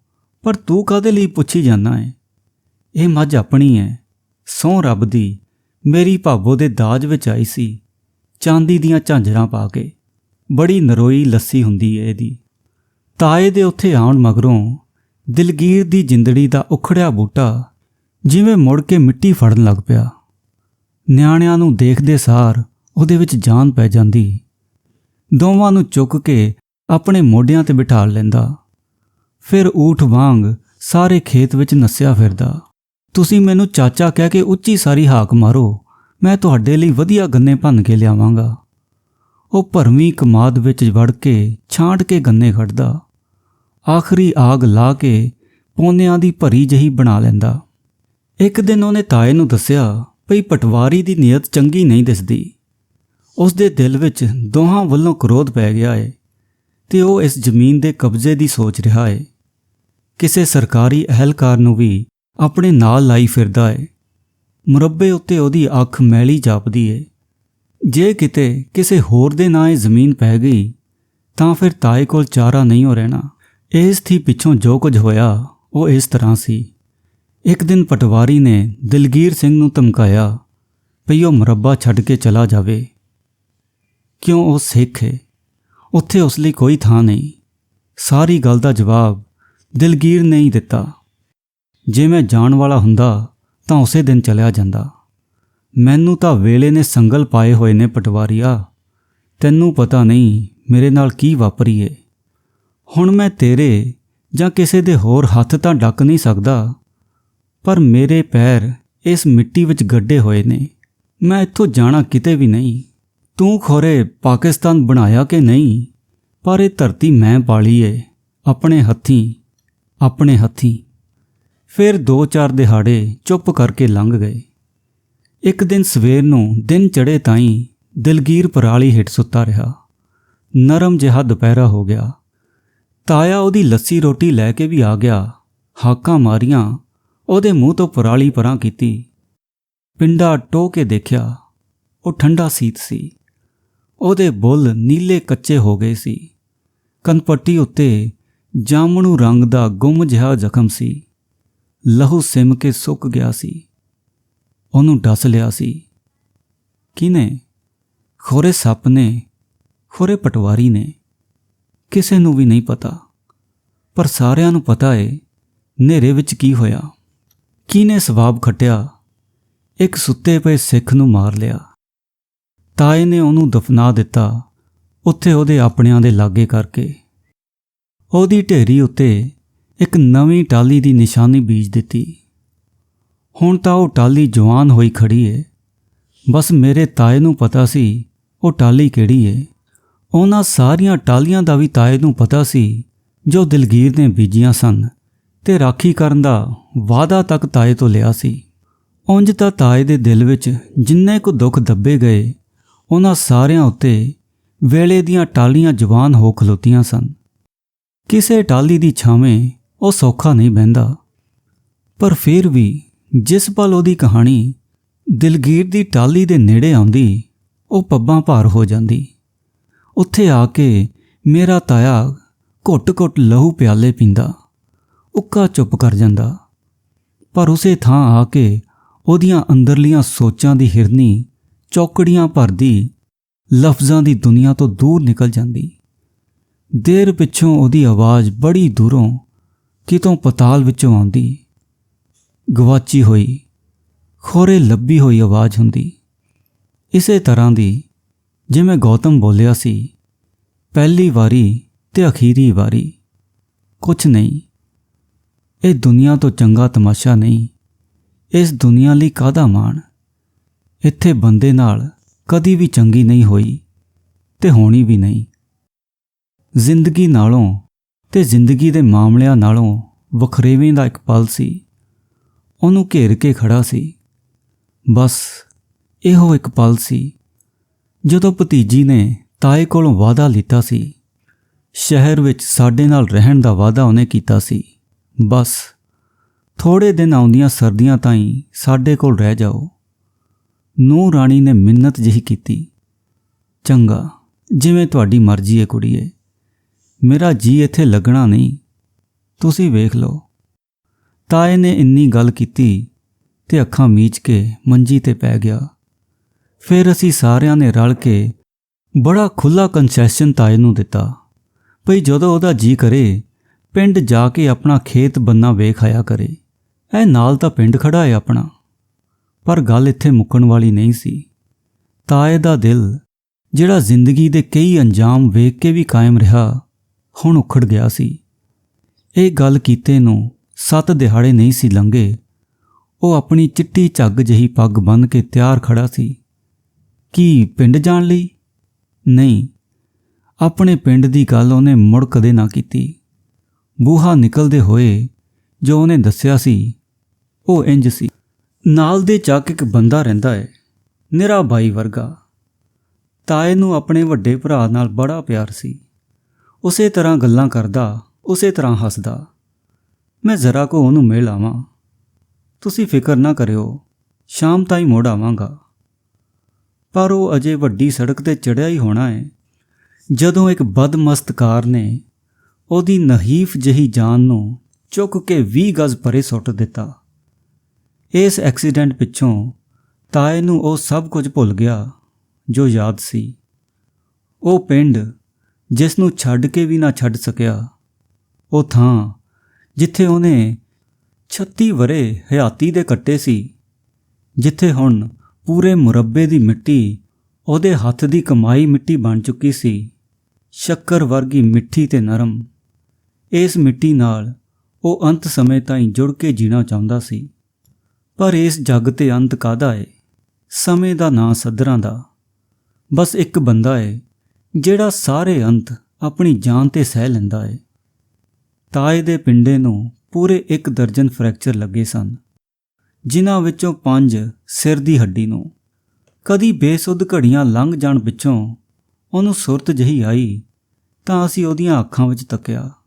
ਉੱਥੇ ਸਾਡੇ ਲਈ ਪਛਾਣ ਕੋਈ ਨਹੀਂ ਸੀ। ਉਹ ਤਾਂ ਕੋਈ ਹੋਰ ਬੰਦਾ ਸੀ, ਆਪਣੇ ਅੱਧੇ ਜੀਵਨ ਨਾਲੋਂ ਟੁੱਟਾ ਹੋਇਆ। ਬੜੀ ਛੇਤੀ ਉਹਨੇ ਆਪਣੇ ਮਾਜ਼ੀ ਨੂੰ ਲੱਭ ਲਿਆ। ਇਲਾਜ ਕਰਨ ਵਾਲੇ ਡਾਕਟਰ ਨੂੰ ਕਹਿਣ ਲੱਗਾ, ਤੂੰ ਇੱਥੇ ਕੀ ਕਰਦਾ ਏ ਕਾਕਾ? ਵੇਖ, 4 ਚਫੇਰੇ ਬਲਵੇ ਹੋ ਰਹੇ ਨੇ, ਜਾ ਲੁਕ ਜਾ ਕਿਤੇ ਜਾ ਕੇ। ਆਈ ਦੇ ਅੱਗੇ ਨਾ ਜਾਈਂ। ਵੇਖ ਤਾਂ ਸਹੀ ਉਹਨਾਂ ਜ਼ਾਲਮਾਂ ਨੇ ਕਿਵੇਂ ਮੇਰਾ ਹਾਲ ਕੀਤਾ ਏ। ਉਸ ਤੋਂ ਪਿੱਛੋਂ ਕਈ ਮਹੀਨੇ ਇਸ ਤਰ੍ਹਾਂ ਹੀ ਰਿਹਾ। ਪਲਸਤਰਾਂ ਪੱਟੀਆਂ ਵਿੱਚ ਨੂੜੇ ਜਿਸਮ ਵਿੱਚ ਜਾਨ ਤਾਂ ਕਿਧਰੇ ਫੇਰਾ ਪਾ ਵੀ ਲੈਂਦੀ, ਪਰ ਤਾਏ ਦੀ ਉਹ ਰੂਹ ਕਦੇ ਵੀ ਮੁੜ ਕੇ ਨਾ ਆਈ, ਜਿਸ ਦੇ ਨਾਲ ਉਹਨੇ ਆਪਣਾ ਜੀਵਨ ਨਵੇਂ ਸਿਰੇ ਤੋਂ ਬਣਾਇਆ ਸੀ। ਉਹ ਚਲਾ ਗਿਆ। ਬੜੇ ਜਿਉਂਦੇ ਜਾਗਦੇ ਜ਼ਿਹਨ ਨਾਲ, ਸੁਰਤ ਸੰਭਾਲ ਨਾਲ ਉਹ ਆਪਣੇ ਪੁਰਾਣੇ ਪਿੰਡ ਜਾ ਕੇ ਵਸ ਗਿਆ ਸੀ।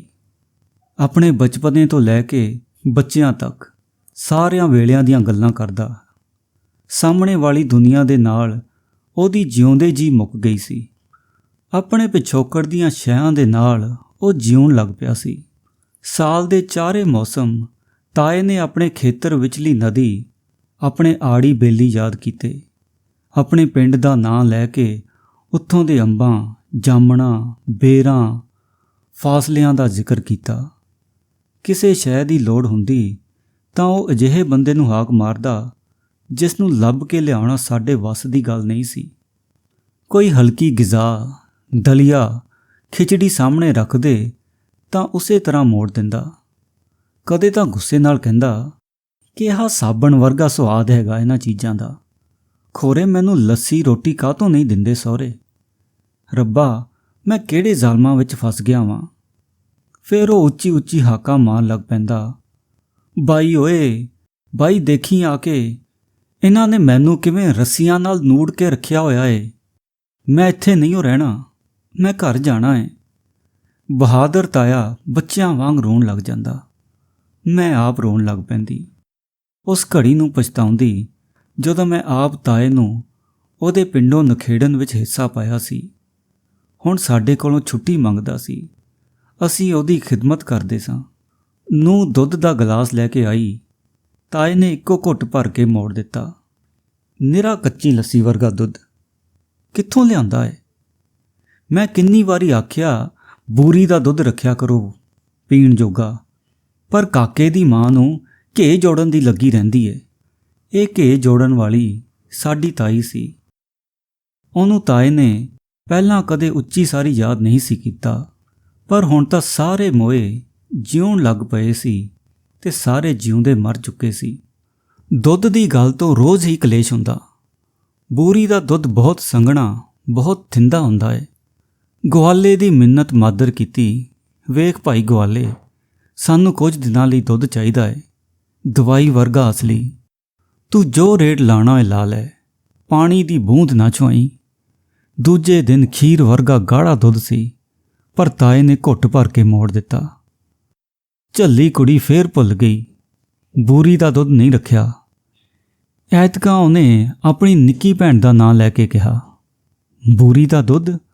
ਨੂੰਹ ਦੇ ਦਿਲ ਵਿੱਚ ਖੋਰੇ ਕੀ ਆਈ। ਉਹ ਗਵਾਲਿਆਂ ਦੇ ਮੁਹੱਲੇ ਤਾਈਂ ਚਲੀ ਗਈ। ਉੱਥੇ ਤਾਜ਼ੀ ਸੂਈ ਹੋਈ ਬੂਰੀ ਮੱਝ ਦੀ ਖੁਰਲੀ ਦੇਖ ਕੇ ਉਹਨੇ ਮੱਝ ਦੇ ਮਾਲਕ ਨਾਲ ਗੱਲ ਕੀਤੀ। 2 ਸੇਰ ਦੁੱਧ ਸਾਹਮਣੇ ਚੁਆ ਕੇ ਲਿਆਈ। ਅਗਲੇ ਰੋਜ਼ ਤਾਏ ਨੇ ਸੜੂਕਿਆਂ ਨਾਲ ਗਿਲਾਸ ਖਾਲੀ ਕਰ ਦਿੱਤਾ ਤੇ ਫੇਰ ਆਪਣੇ ਜ਼ਖਮੀ ਹੱਥ ਦੇ ਪੁੱਠੇ ਪਾਸੇ ਨਾਲ ਮੂੰਹ ਪੂੰਝ ਲਿਆ ਤੇ ਆਖਣ ਲੱਗਾ, ਇੰਜ ਲੱਗਦਾ ਏ ਮੁੰਡਿਓ, ਆਪਣੀ ਬੂਰੀ ਕੁਝ ਲਿੱਸੀ ਹੋ ਗਈ ਏ। ਤੁਸੀਂ ਉਹਨੂੰ ਖਲ ਵੜੇਵੇਂ ਚੋਖੇ ਪਾਇਆ ਕਰੋ। ਉਹ ਸਦਾਈਓ, ਦੁੱਧ ਦੇਣ ਵਾਲੇ ਨੂੰ ਬਦਾਮਗਿਰੀਆਂ ਖਵਾਉਣੀਆਂ ਚਾਹੀਦੀਆਂ ਨੇ, ਨਹੀਂ ਤਾਂ ਉਹਦੇ ਹੱਡ ਖੁਰਨ ਲੱਗ ਪੈਂਦੇ ਨੇ। ਫਿਰ ਝੱਟ ਪਿੱਛੋਂ ਆਖਣ ਲੱਗਾ, ਚੱਲ ਹੋਊ, ਮੈਂ ਆਪੇ ਉੱਠ ਕੇ ਉਹਦੀ ਦਵਾਈ ਸੇਵਾ ਕਰਾਂਗਾ। ਮੇਰੇ ਹੱਥਾਂ ਦੀ ਝੋਟੀ ਏ ਨਾ, ਪਰ ਦੇਖਿਓ ਕਿਤੇ ਦਿਲਗੀਰੇ ਨੂੰ ਰੋਟੀ ਨੂੰ ਦੇਰ ਨਾ ਕਰਿਓ। ਤੜਕੇ ਦਾ ਕੰਮ ਤੇ ਲੱਗਿਆ ਹੋਇਆ ਏ ਮੁਰੱਬੇ, ਹੁਣ ਤਾਂ ਉਹ ਮੈਨੂੰ ਉਡੀਕਦਾ ਹੋਣਾ ਏ। ਇਹ ਅਖੀਰਲੀ ਗੱਲ ਸੀ ਜਿਹੜੀ ਉਸ ਅਜ਼ਲੀ ਤੇ ਅਬਦੀ ਕਿਸਾਨ ਦੇ ਮੂੰਹੋਂ ਨਿਕਲੀ। ਸਾਹ ਅੰਦਰ ਫਸ ਗਿਆ। ਥੋੜੀ ਜਿਹੀ ਧੋਖਣੀ ਚੱਲੀ, ਫਿਰ ਸਾਰੇ ਬੰਧਨ ਇੱਕੋ ਵਾਰ ਟੁੱਟ ਪਏ। ਚੁੱਪਚਾਪ ਕਦਮਾਂ ਨਾਲ ਟੁਰਦਾ ਉਹ ਜੀਵਨ ਚਾਉਣੇ ਦਾ ਪਾਲੀ ਮੌਤ ਦੀ ਘਾਟੀ ਉਤਰ ਗਿਆ। ਕਣਕਾਂ ਬੀਜਣ ਵਾਲਾ ਅੱਜ ਮੋਇਆ, ਪਰ ਅਲਸੀ ਦੇ ਫੁੱਲਾਂ ਦੇ ਰੰਗ ਦੀ ਚੁੰਨੀ ਰੰਗਾਉਣ ਦੇ ਗੀਤ ਗਾਉਣ ਵਾਲਾ ਬਹੁਤ ਪਹਿਲਾਂ ਮਰ ਗਿਆ ਸੀ। ਪੌਣੀ ਸਦੀ ਬਰਾਬਰ ਦੀ ਜ਼ਿੰਦਗੀ ਅੱਜ ਆਪਣੀ ਸੱਫ ਲਪੇਟ ਗਈ। ਅੱਧੀ ਰਾਤ ਦੇ ਹਨੇਰੇ ਦਾ ਮੁਸਾਫਰ, 20ਵੀਂ ਸਦੀ ਦਾ ਪਨਾਹਗੀਰ, ਅੰਤ ਸਮੇਂ ਤਾਈਂ ਪਲਸਤਰਾਂ ਪੱਟੀਆਂ ਵਿੱਚ ਨੂੜਿਆ ਹੋਇਆ ਸੀ। ਉਹਦੇ ਸਾਰੇ ਪਿੰਡੇ ਤੇ ਕਈ ਸੱਟਾਂ ਸਨ, ਲੂੰ ਲੂੰ ਵਿੰਨਿਆ ਹੋਇਆ, ਪਰ ਉਹਦੀ ਰੂਹ ਸਦਾ ਹੀ ਆਜ਼ਾਦ, ਬੇਦਾਗ ਤੇ ਨੌ ਬਰ-9। ਅਮਨ ਦੀ ਘੁੱਗੀ ਉਡਾਰੀ ਮਾਰ ਗਈ ਉਸ ਦੁਨੀਆ ਵੱਲ ਜਿੱਥੇ ਕਿਸੇ ਦਾ ਕੋਈ ਜ਼ੋਰ ਨਹੀਂ। ਤਾਇਆ ਹੁਣ ਸਾਰੀਆਂ ਗੱਲਾਂ ਤੋਂ ਪਰੇ ਸੀ। ਮੈਂ ਅਜੇ ਵੀ ਸੋਚਦੀ ਉਹਦੇ ਸਾਹਮਣੇ ਬੈਠੀ ਸਾਂ। ਇਸ ਫਾਨੀ ਦੁਨੀਆ ਦੇ ਜੀਵਨ ਨੇ, ਆਪ ਤਾਰੀਖ ਨੇ, ਸ਼ਹਿਰ ਵਾਲਿਆਂ ਦੀ ਸਿਆਸਤ ਨੇ, ਮਜ਼ਹਬ ਵਾਲਿਆਂ ਦੀ ਦਿਲ ਦੀ ਕਾਲਖ ਨੇ ਇਸ ਭੋਲੇ ਪੇਂਡੂ ਨਾਲ ਕੀ ਕੀਤਾ। ਉਸ ਮਾਸੂਮ ਦੀ ਖਲ ਨੂੰ ਸਭਨਾ ਆਪਣੀ ਅੱਗ ਵਿੱਚ ਭੁੰਨਿਆ, ਉਸ ਦੇ ਦਿਲ ਨੂੰ ਆਪਣੀਆਂ ਛੁਰੀਆਂ ਲਈ ਪਸੰਦ ਕੀਤਾ। ਟੋਬੇ 'ਚੋਂ ਕੱਢੇ ਹੋਏ ਉਸ ਡੱਡੂ ਵਾਂਗ ਲੈਬੋਰਟਰੀ ਦੇ ਮੇਜ਼ ਤੇ ਤਜਰਬਾ ਕਰਨ ਵਾਲਿਆਂ ਦੇ ਹਵਾਲੇ ਕਰ ਦਿੱਤਾ। ਪਰ ਉਹ ਇਨਸਾਨ ਜਿਸ ਨੂੰ ਇਹਨਾਂ ਨੇ ਬੰਦਾ ਵੀ ਨਹੀਂ ਸੀ ਮੰਨਿਆ, ਉਹਨੇ ਆਦਮਜ਼ਾਤ ਦਾ ਕਿੱਡਾ ਭਰਮ ਰੱਖਿਆ, ਜੀਵਨ ਜੀ ਲਿਆ। 2 ਟੋਟੇ ਹੋ ਕੇ ਵੀ ਉਹ ਖਿਲਰਿਆ ਨਹੀਂ। ਕੱਚੀ ਮਿੱਟੀ ਵਿੱਚ ਜੰਮ ਕੇ ਉਹਨੇ ਸਾਰਾ ਜੀਵਨ ਜੀ ਲਿਆ। ਅਵਲ ਤੇ ਅਖੀਰ ਮੇਰਾ ਤਾਇਆ ਕੱਚੀ ਮਿੱਟੀ ਦਾ ਬਸ਼ਿੰਦਾ ਸੀ। ਪੱਕੀਆਂ ਸੜਕਾਂ ਨੇ ਉਹਦੇ ਕੋਲੋਂ ਲਹੂ ਦਾ ਭਾਰਾ ਟੈਕਸ ਵਸੂਲਿਆ। ਟੈਕਸ ਭਰਨ ਲਈ ਉਹ ਤਾਂ ਲਾਹੌਰ ਸ਼ਹਿਰ ਆਇਆ ਸੀ। ਅਸੀਂ ਉਹਨੂੰ ਜਾਣ ਨਾ ਦਿੱਤਾ। ਤਾਏ ਦੇ ਮਰਨ ਪਿੱਛੋਂ ਸਾਨੂੰ ਆਪ ਛੇਤੀ ਸੀ ਉਹਨੂੰ ਪਿੰਡ ਲੈ ਜਾਣ ਦੀ। ਨਰਮ ਤੇ ਸ਼ੱਕਰ ਵਰਗੀ ਮਿੱਟੀ ਜਿਹਦੇ ਵਿੱਚ ਅਸੀਂ ਤਾਏ ਨੂੰ ਦੱਬਿਆ, ਇਸੇ ਚੱਕ ਦੀ ਮਿੱਟੀ ਸੀ ਜਿੱਥੇ ਦਿਲਗੀਰ ਜੰਮਿਆ ਸੀ। ਉਸ ਥਾਂ ਤੋਂ 2-4 ਗਜ਼ ਅਗਾਹਾਂ ਉਹ ਖੇਤ ਖੜੇ ਸੀ ਜਿਨ੍ਹਾਂ ਦੀ ਨਰਮ ਤੇ ਮਿੱਠੀ ਮਿੱਟੀ ਵਿੱਚ ਖੁਸ਼ਬੂ ਦੇ ਗੁੱਛਿਆਂ ਨਾਲ ਲੱਦੀ ਕਿਸਮਤ ਖੜੀ ਸੀ। 8-8 ਫੁੱਟ ਉੱਚੇ, ਰਸ ਨਾਲ ਭਰੇ ਹੋਏ ਪੌਨੇ। ਮੈਂ ਸੋਚਦੀ ਹਾਂ, ਅੱਜ ਤਾਂ ਕਿਸੇ ਨੂੰ ਪਤਾ ਵੀ ਹੈ ਭਈ ਤਾਏ ਦੇ ਆਉਣ ਤੋਂ ਪਹਿਲਾਂ ਇੱਥੇ ਖੇਤ ਨਹੀਂ, ਕੌੜੀ ਤੇ ਬੰਜਰ ਮਿੱਟੀ ਦੇ ਡਲੇ ਸੀ ਨਿਰੇ। ਠੱਗੀ ਨਾਲ ਇੱਕ ਪਨਾਹਗੀਰ ਨੂੰ ਉਹਦੀ ਜ਼ਮੀਨ ਬਦਲੇ ਦੇ ਦਿੱਤੇ ਗਏ। ਪਰ ਕੱਲ੍ਹ ਨੂੰ ਕਿਸੇ ਕਹਿਣਾ ਹੈ ਭਈ ਬਾਂਝ ਡਲਿਆਂ ਨੂੰ ਇੱਕ ਹੱਥ ਵਾਲੇ ਪਨਾਹਗੀਰ ਨੇ ਆਪਣੇ ਪਿਆਰ ਦੇ ਛਿੱਟੇ ਲਾ ਕੇ ਸ਼ੱਕਰ ਵਰਗੀ ਮਿੱਟੀ ਬਣਾ ਲਿਆ ਸੀ। ਅੱਜ ਇਹ ਮਿੱਟੀ ਐਡੀ ਦਿਆਲੂ ਹੈ ਭਈ ਸਾਲ ਦੀਆਂ 3-3 ਫਸਲਾਂ ਝੋਲੀ ਪਾਉਂਦੀ ਏ। ਦਿਲਗੀਰ ਦੇ ਮੁਰੱਬੇ ਵਾਲੇ ਵਧੀਆ ਖੇਤ ਤਾਏ ਕੋਲੋਂ ਖੋਹ ਲਏ ਗਏ ਸੀ। ਉਹ ਤਾਂ ਉਸ ਵੇਲੇ ਦੇ ਕਿਸੇ ਸਰਕਾਰੀ ਅਹਿਲਕਾਰ ਨੇ ਆਪਣੇ ਨਾਂ ਕਰ ਲਏ ਸੀ। ਹੁਣ ਉਹ ਖੇਤ ਸੁੱਕ ਸੜ ਕੇ ਕਾਲੇ ਸਿਆਹ ਕੱਲਰ ਹੇਠ ਆ ਚੁੱਕੇ ਨੇ। ਕਿਸੇ ਹਾਲੀ ਦੇ ਮਿਹਰਬਾਨ ਹੱਥਾਂ ਦੀ ਸੇਵਾ ਸਹਿਕਦੇ ਮਰ ਮੁੱਕ ਗਏ, ਪਰ ਉਸ ਥਾਂ ਕੁਝ ਟਾਹਲੀਆਂ ਅਜੇ ਵੀ ਖੜੀਆਂ ਨੇ। ਪਿੰਡ ਦੇ ਲੋਕੀ ਦੱਸਦੇ ਨੇ ਭਈ ਤਾਇਆ ਹਰ ਰੋਜ਼ ਦੁਪਹਿਰਾਂ ਵੇਲੇ ਉਹਨਾਂ ਟਾਹਲੀਆਂ ਦੇ ਛਾਵੇਂ ਆ ਕੇ ਬਹਿੰਦਾ ਸੀ। ਪਤਾ ਨਹੀਂ ਕਿਉਂ, ਉਹਦੇ ਤਾਂ ਆਪਣੇ ਖੇਤ ਬਥੇਰੀ ਛਾਂ ਹੈਗੀ ਸੀ। ਲੋਕਾਂ ਨੂੰ ਕੀ ਪਤਾ ਇਹਨਾਂ ਟਾਹਲੀਆਂ ਦੀ ਖਾਤਰ ਤਾਏ ਨੇ ਦੂਜੇ ਪਿੰਡ ਜਾ ਕੇ ਚੰਗੀ ਜ਼ਮੀਨ ਨਾ ਲਈ। ਇਸੇ ਚੱਕ ਵਿੱਚ ਪਟਵਾਰੀ ਦਾ ਦਿੱਤਾ ਬੰਜਰ ਟੋਟਾ ਦਿਲ ਦੇ ਹੋਏ ਜ਼ਖਮਾਂ ਵਾਂਗ ਚੁੱਪ ਕਰਕੇ ਕਬੂਲ ਕਰ ਲਿਆ। ਅੱਜ ਤਾਂ ਮੈਨੂੰ ਪਤਾ ਏ ਮੇਰੇ ਪਿੱਛੇ ਇਹਨਾਂ ਦਾ ਕੌਣ ਭੇਤੀ ਹੋਵੇਗਾ। ਇਹ ਜੋ ਦਿਲ ਖੁੱਭ ਕੇ ਰਹਿਣ ਵਾਲੀਆਂ ਨਿੱਕੀਆਂ ਨਿੱਕੀਆਂ ਕਿਰਚਾਂ ਹੋਣੀਆਂ ਨੇ,